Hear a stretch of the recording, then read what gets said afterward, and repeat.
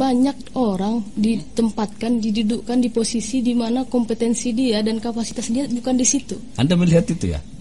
Kalau di pemerintahan jelas. Rahasia umum itu saya kira Bang Paslah. Kalau di politik?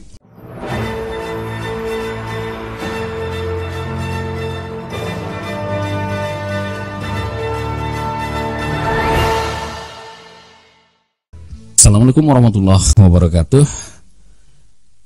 102,6 FM Satsarasi, suara satu kata penuh mengenai pasti selalu di hati. Mengudara dari Studio 1 Lantai 2 Gedung Start FM di Jalan M dalam Kelurahan Kota Siantar, Panjabungan, Mandailing, Natal.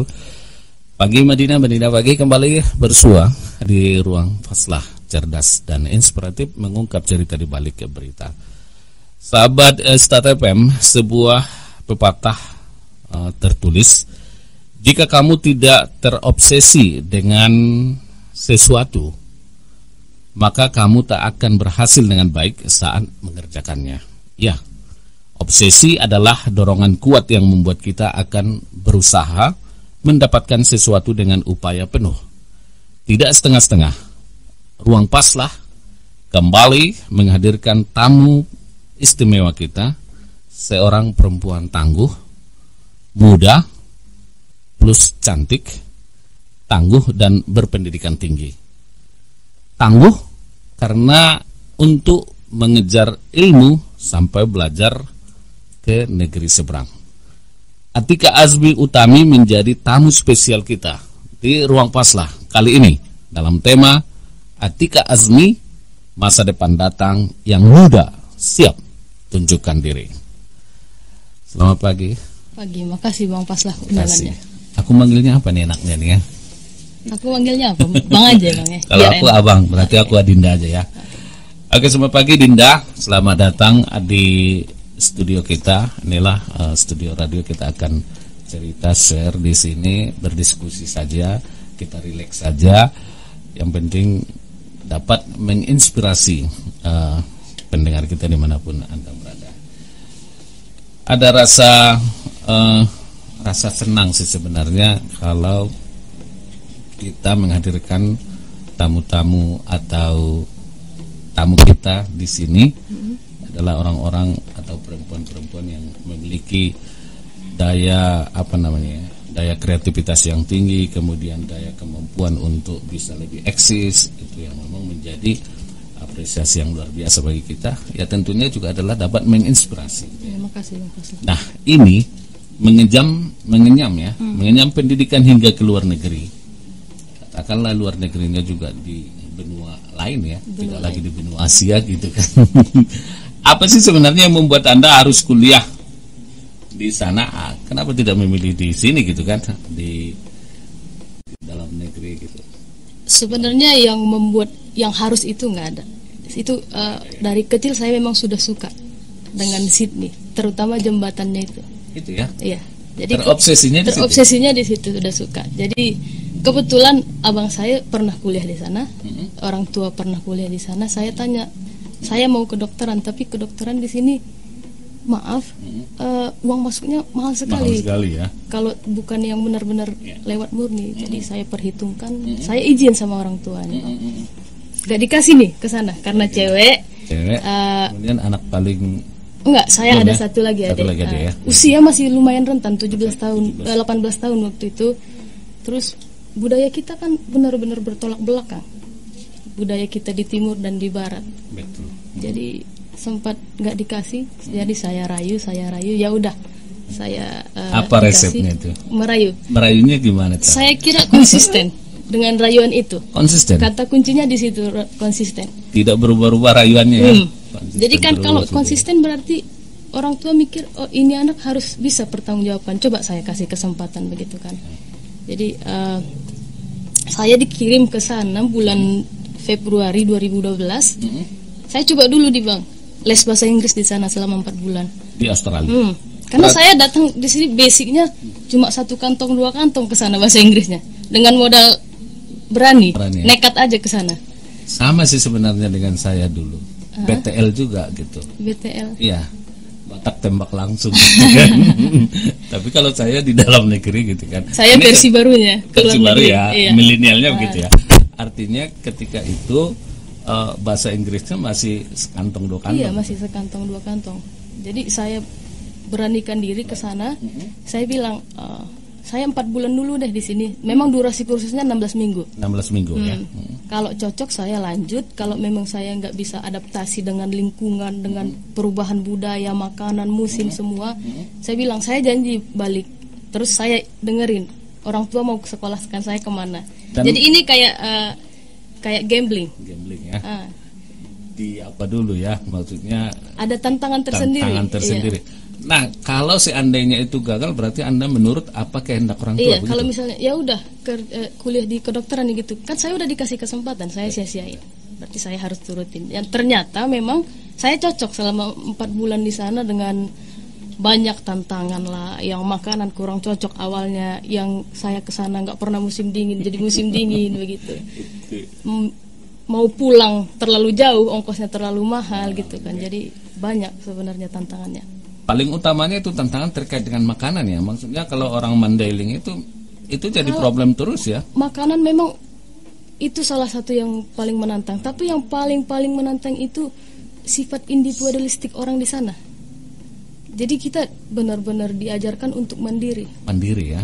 Kalau kita di sini jiwa sosialnya masih tinggi. Kan untuk minta tolong ke yang lain. Kalau di sana memang benar-benar individual sekali. Kalau kata orang Jakarta, lo siapa gue siapa gitu siapa ya. Siapa gue gitu. siapa gue ya. Asik nih. Oke, baik. Nah, adakah waktu itu Anda akan rindu dengan keluarga yang bisa menghalangi Anda saat itu? Oh, terasa sekali. Pasti terasa sekali. Karena kan di sana memang sendiri. Iya, tapi jumpa ketemu komunitas orang Indonesia udah anggap kayak keluarga sendiri. Apalagi yang ketemu bermarga di sana. Udah kayak banyak ya saudara. Orang bermarga di sana.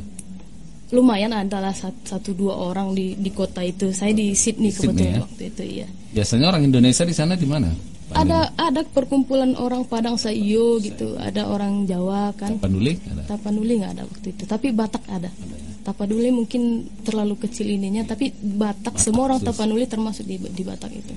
Warga Siregar pernah jumpa di sana? Pernah ya? Dia kalau nggak salah itu menikah sama orang Padang. Jadi saya ke Padang Saiyo pengen makan sate Padang sebenarnya saya ke situ. Jadi ketemu orang Padang juga di situ. Nah, yang merasa terobati ya ketika jumpa dengan komunitas. Merasa kayak di rumah lagi gitu. Paling rindu sama keluarga sama siapa sih? Sama mama pastinya. Mamanya pasti ya. Nggak terelakkan ya? Enggak, karena memang kan sampai SMA di Kota Nopan. Sampai kebetulan memang orang tua sekali seminggu keluar kota karena tuntutan kerja. Jadi saya 7 hari full sama orang tua sama mama gitu di rumah. Itu yang membuat lebih dekat ya. Nah, orang tua adalah bekerja sering keluar, jadi agak lama tertinggal gitu ya. Itu yang pernah mendorong Anda pulang selama di sana? Iya. Berapa kali? Saya pulang pertama karena memang 4 bulan. Jadi saya ke sana bulan Februari 2012. Juni saya balik lagi. Saya yakinkan orang tua. Di sana kan pengangkatan mahasiswa baru 2 kali setahun.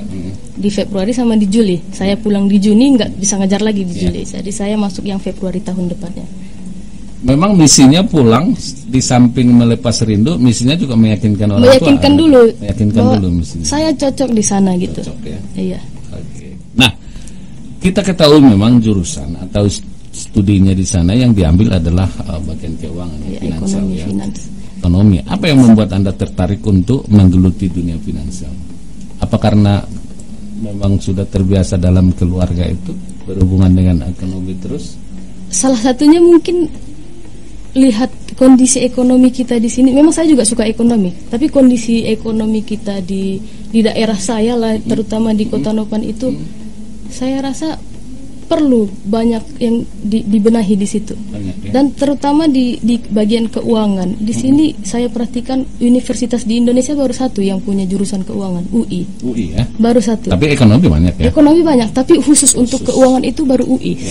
Tahun 2017 sih. Jadi sudah ada fakultas keuangan gitu ya. Jadi saya sempat ngomong sama salah satu pegawai bank BUMN di Medan kemarin. Dia harus dituntut ambil jurusan keuangan ini. Jadi S2-nya UI di sana kemarin itu sama dengan S1-nya saya yang saya pelajari di sana. S2 di sini ya gitu ya. Iya. Kalau lebih spesifik tentang keuangan, keuangan. tapi ekonomi setara. Ekonomi setara, Jadi yang saya lihat dengan menantangnya zaman sekarang ini perlu inovasi di bagian keuangan ini. Kita bukan hanya laporan Iya. tertulis, ya. kita harus ada inovasi. Misalnya sekarang pembayaran e-wallet yang digital gitu, itu kan produk dari pelajaran finance ini. Yang di milenial ini kan semuanya main digital semua Iya. ya.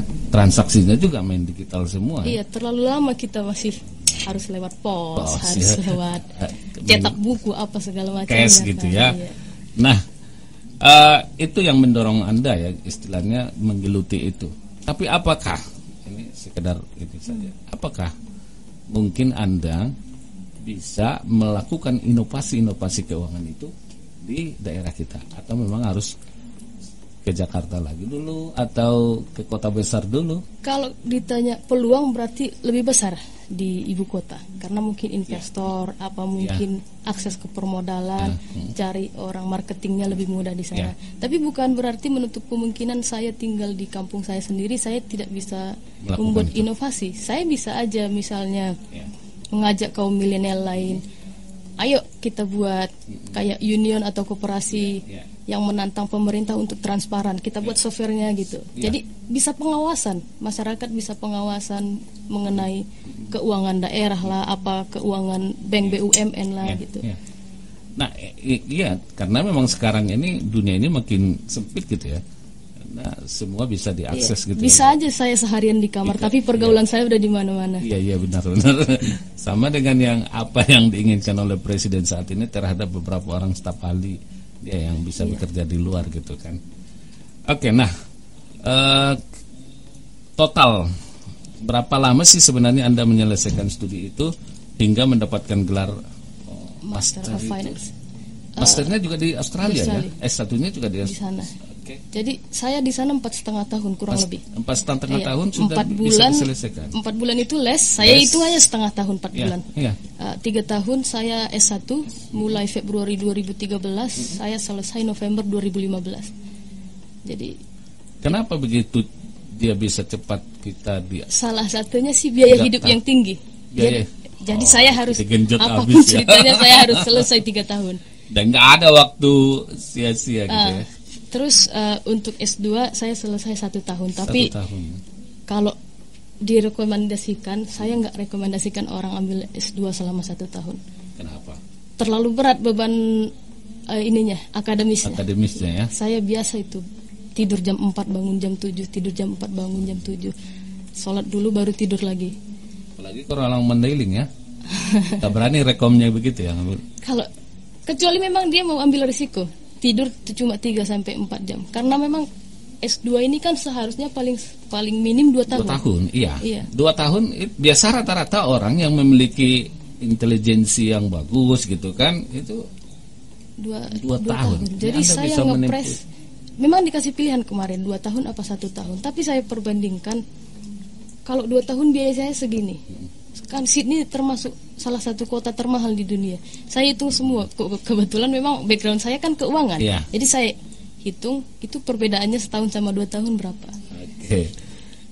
Jadi 4 tahun sudah bisa menempuh. Iya, jadi umur 24 S2. alhamdulillah saya udah 24. dapat Master of Finance. Kita hapus dong ini ya. Ini yang menginspirasi kita nih sebenarnya nih untuk anak muda kita khususnya di Mandailing Natal. Oke, sahabat Istad FM, dimanapun Anda berada, Anda boleh berinteraksi langsung nanti. Silakan saja, Anda bisa pergunakan line telepon kita di 0812 8888 1026 ya. Kemudian WA dan SMS kita juga boleh digunakan di 0812 91721177. Di laman Facebook juga Anda bisa menyaksikan ini secara live di Radio Stad 102,6 FM Penyambungan atau di live streaming kita di www.stadfmmadinah.com. Boleh Anda berinteraksi langsung dengan narasumber kita di sini, salah satu perempuan yang luar biasa yang dimiliki oleh Bumi Kordang 9. Jangan disia-siakan ini sebenarnya potensi-potensi seperti ini. Nah, kita kembali untuk cukup lama berarti tinggal di Australia dengan kos hidup ya yang lumayan tinggi ya. Katakan di Sydney adalah termasuk kota yang termahal ya salah satunya ya. Pasti banyak pola pikir yang Anda rasakan atau mungkin ada perubahan mindset itu ya dan budaya baru yang telah dirasakan di sana. Bagaimana perbandingan kehidupan di Sydney juga kehidupan di Indonesia? Di Indonesia katakanlah kota-kota besarnya, terkhusus di Madinah jauh kali ya. Kalau di Madinah dibandingkan dengan jauh kali kalau dengan Sydney. Tapi kalau Sydney dengan Jakarta masih jauh. Kalau kita lihat barometernya dari kualitas hidup, misalnya dari akses ke kesehatan, akses pendidikan, di sana misalnya dari polusi juga misalnya jauh beda. Di Sydney tuh sebenarnya polusi juga sudah menjadi indikator hidup yang apa ya di kota itu ya? Iya, karena itu bersentuhan langsung dengan kesehatan ya. Jadi di sana memang didorong untuk menggunakan fasilitas umum. Jadi kalau dari segi selain kualitas hidup, misalnya dari pola pikir sama kebudayaan kita, yang saya rasa saya bawa pulang dari sana itu prinsip mereka time is money. Waktu adalah uang. Maksudnya bukan berarti semua harus uang, tapi waktu kita harus efisien mengerjakan sesuatu. Terus yang saya lihat di sini, nggak tahu nih Bang Fasla bisa koreksi. Kadang ada staff ini kalau bosnya lewat atau atasannya dia pura-pura sibuk. Itu munafik namanya. Itu saya lihat di sini yang perlu kita betulkan. Itu budaya ya? Iya, itu budaya yang saya lihat. Jadi kalau bosnya nggak di situ, dia main handphone lagi atau apa lagi gitu. Jadi kalau saya prinsipnya nggak di pemerintahan saja, mungkin di perusahaan. Iya, di swasta dan di pemerintahan saya rasa ini budaya yang udah melekat di kita yang perlu kita mulai hapuskan. Jadi kalau saya tipenya orang kerja, kalau bisa gunakan dana seminimal mungkin. Waktu sesingkat mungkin tanpa mengabaikan kualitas kerjaan. Jadi time is money itu benar-benar di situ ya. Iya. Pengaplikasiannya. Outputnya yang diukur ya, bukan prosesnya gitu ya. Hasilnya gitu. Hasilnya harus optimal dengan dana kalau bisa sedikit mungkin, waktunya sesingkat mungkin. Ini memang perhitungan ekonomi murni ini ya. Tapi yang kita lihat hukum ekonomi murni. Nah, yang kita lihat di lapangan kan kontras, jauh berbeda. Yang kita lihat di lapangan seperti yang saya bilang. Di lapangannya di mana? Di Jakarta? Saya nggak bisa bilang di Jakarta mungkin Mas lah. Tapi setidaknya di Medan sama di sini. Sama ya. Tapi mindset itu memang perlu ya. Memang perlu kita ubah mindset. Mengulur-ulur kerjaan. Mengulur kerjaan itu memang benar begitu ya. Di kaum milenial atau di usia? Saya rasa semua. Hampir semua. Padahal kan akses kaum milenial ini sudah lebih harusnya lebih mengerti, lebih paham daripada orang tua. Kebutuhan kompetisi yang semakin ketat gitu, tingkat kehidupan yang mendesak gitu kan. Tapi nggak ada doktrin atau ajaran-ajaran terkait dengan ini kaum milenial. Anda boleh dong memotivasi kaum milenial kita tuh mendorong, memberikan apa? Jangan mengulur kerjaan. Saya rasa itu harus benar-benar niat dari diri sendiri. Kalau memang kita targetkan, saya harus selesai 2-3 kerjaan hari ini daripada saya cuma selesai 1 kerjaan. Saya rasa di situ. Bisa ya? Iya. Tapi yang harusnya selesai 15 menit jadi 4 jam. Itu yang saya bilang time is money itu benar-benar harus sangat memang tidak tidak efektif sama sekali, tidak efisien. Kalau dia target 15 menit lalu molor 10 menit itu masih dapat kita. Oke lah, masih bisa diinikan. Tapi kalau sampai dia berjam-jam, masalah yang simpel kadang.